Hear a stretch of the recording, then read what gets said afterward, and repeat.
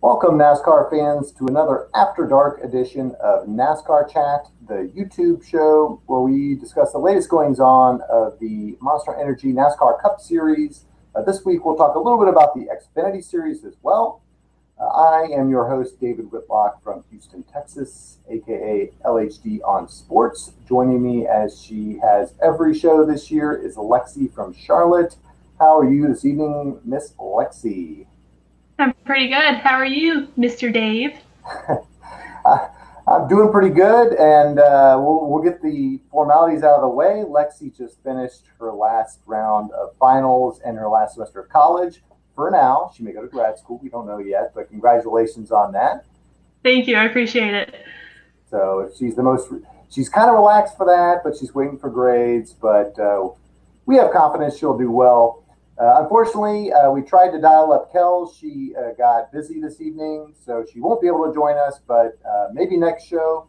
We'll jump right into it, starting with the race this weekend in Dover, which was another win by Kevin Harvick. He beats everybody. He looked very easy doing it. What was your reaction? Last week we talked. You thought Jimmy Johnson may make a run, but unfortunately, he didn't do that. So what are your thoughts on the race in general? And then we'll get into some more specifics in a minute. It was pretty good. I'm not really impressed with Dover. It's one of my least favorite tracks, but I think that it was pretty good for the most part. Yeah, Kevin Harvick winning was not really the best thing, but it wasn't Jimmy Johnson, so I was pretty happy about that. The anybody but Jimmy, anybody but Chase Elliott once again held form.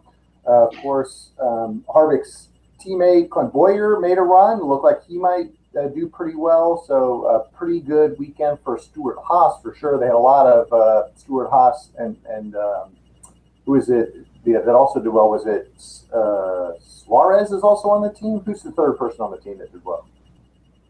Suarez actually drives for Joe Gibbs. Right. But he did pretty good too. I was really surprised. Yeah, there was Almirola, and I'm trying to think of Kurt Busch is the fourth driver. So they had a really good run. How did you forget your favorite driver? Exactly. How could I forget?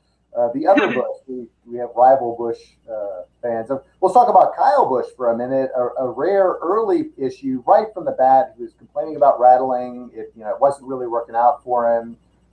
They kept saying, well, it must be better because he's not complaining. And then the next thing you know, part of his car's on the track. Obviously, you were disappointed, but those things happen. But what were your thoughts on Busch's, what happened to Busch? Kyle Busch, that is. I was very upset. I knew Dover wasn't really his track. Like he's won there like I think once or twice, but it's not really his best track. But I had a feeling the second he started complaining about the dry shaft, I was like, yeah, that's not good. Something's gonna happen later on in the race, and truth be told, I was right. Yeah, it sure didn't spectacularly. At least he got to take half the day off. Maybe rest up for next week. Those things happen. But one of the things I want to talk about a little bit is, the fact that we just keep getting either Harvick or Kyle Busch winning. I'm a little tired of either of them winning. What can we do to get some different racers in here? And do you think that's bad for the sport in general?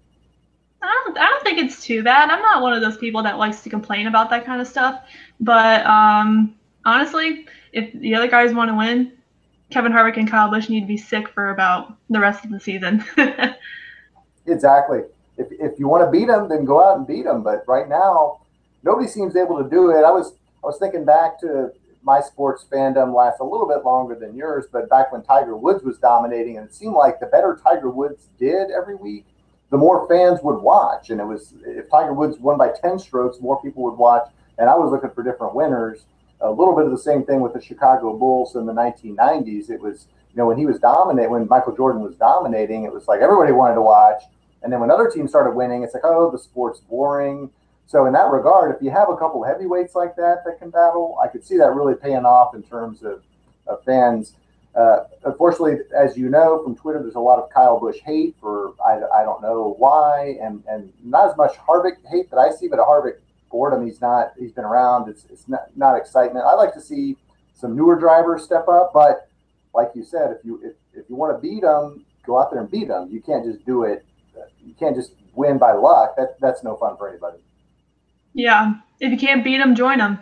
Right. Exactly.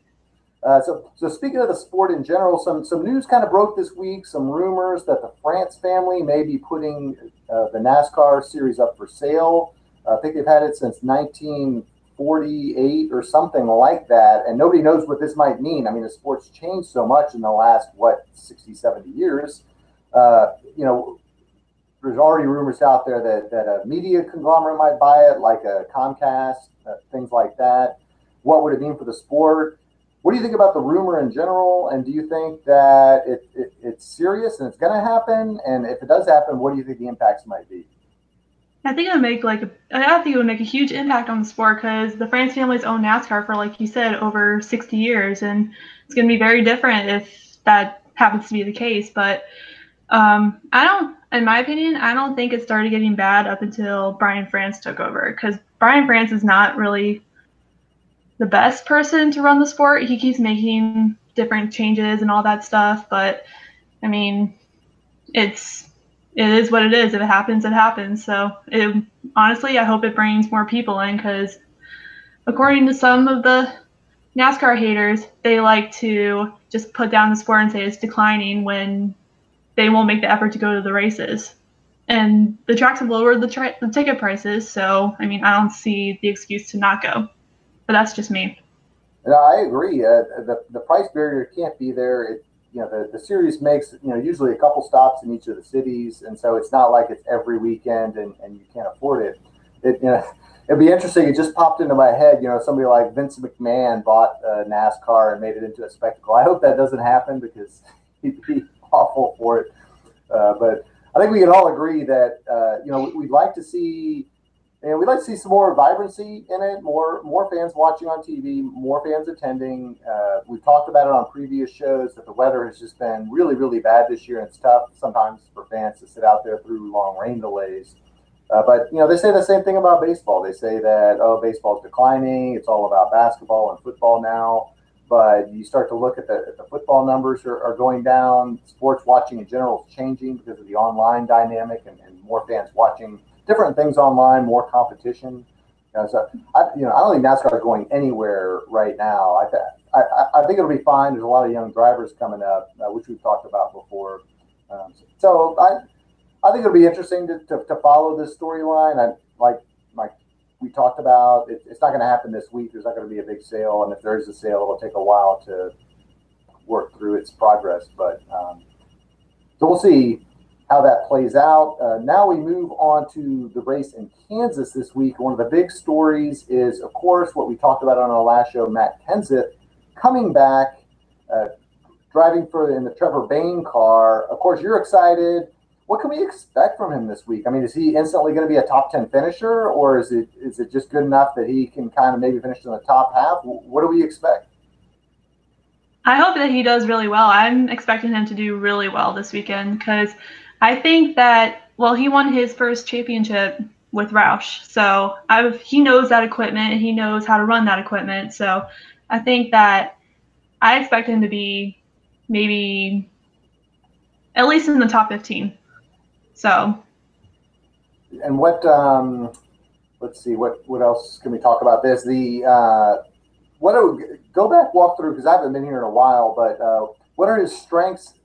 First of all, we're going to see everything during qualifying. Well, not everything, but we're going to see a lot of it during qualifying. But what do you think are be his strengths, or what would have to happen for him to get like a top 10 or 5 finish? I feel like, with all the Fords all the Fords are running well so far. So I think that and honestly, I think that all the Fords need to work together, and even his teammates, they have to work with him too, because he hasn't raced in about 5 months or 6 months. So I think that he just needs to work with his teammate Ricky Stenhouse Jr. and then work with his Ford satellite teammates. So I think that if he just does that, I think he'll be okay. Yeah, certainly a fun storyline to watch this week. And again, it'll start with qualifying to see kind of where he places. Qualifying isn't everything, but it gives you a decent feel for how he's running, how the car's running. So overall for Kansas this week, And you can refresh me on recent history of who's been the best drivers here. Should we expect, if I was to walk into Las Vegas and start betting money, should I just put all my money on Harvick and Busch, Kyle Busch, or is there another driver that you might put your money on, or what else might you expect? I wouldn't say Kyle, honestly, because he just got his first win there last year at this time. So that hasn't really been one of his best tracks, but Harvick, you have to put your money on Harvick every week because he's just so dominant, so strong. Honestly, Kansas is very up and down. You can always just go into that track and not expect who's going to win because it's so unpredictable. It's kind of like the restrictor plates, but not really the restrictor plates. It's unpredictable. You never know who's going to win there. It's a very unique track. So I hope that maybe I kind of want Harvick. I kind of want Harvick to win, but hopefully guys like Kyle Larson or Ryan Blaney will come up and get the win too. Yeah, that'd be good for Larson's running up there, Blaney as well. It'd be interesting to see if there can be a different driver challenge up there. Could it be the week for Chase Elliott, might I ask? No. I know he's gonna get that first win eventually, but right now he needs to stop choking. The whole finish top 10, top 5, top 3, top 2. It's all good. You get some points, but final thought is, as we're having there's been 2 multiple winners this year, of course, Busch and Harvick. How do you think that's going to play out for the chase? Is there going to be a lot of wild cards? Is it going to become just a points battle for stages and things like that? Or do you think by the end, because the end of last season, there was a good 13, 14 winners. I can't recall exactly, but there's only a couple spots left. But how do you think that'll play out looking long term? Of course, it's only May, but any thoughts on that? I feel like at this rate, if it's going to be Kevin and Kyle that keep winning, I feel like there's going to be a bunch of wild cards in the chase this year because it's just nobody has had the strength to get up there and compete with Harvick and Busch. So I feel like if that just keeps happening, it's going to be a very interesting chase this year. It certainly will. It might spice up some of the stage racing. You can get the one win. Everybody's going to count on that one win, right? You're going to be the last 5, 6, 7 weeks. If we just win this week, looking at drivers like Jimmy Johnson or Chase Elliott or Eric Almirola or those guys, is it going to be their week? Because it just takes one. Austin Dillon's already in the chase, so that'll be a fun thing to watch. So again, Saturday night race this week. They always don't race on Mother's Day. Got to spend time with your mother. So I'll turn it over to you. Any last shout outs or thoughts this week? No, not really. I just hope that everybody enjoys the Saturday night racing because it's going to be 2 weeks in a row at Saturday night racing because next week's the All-Star race. So it'll be very exciting.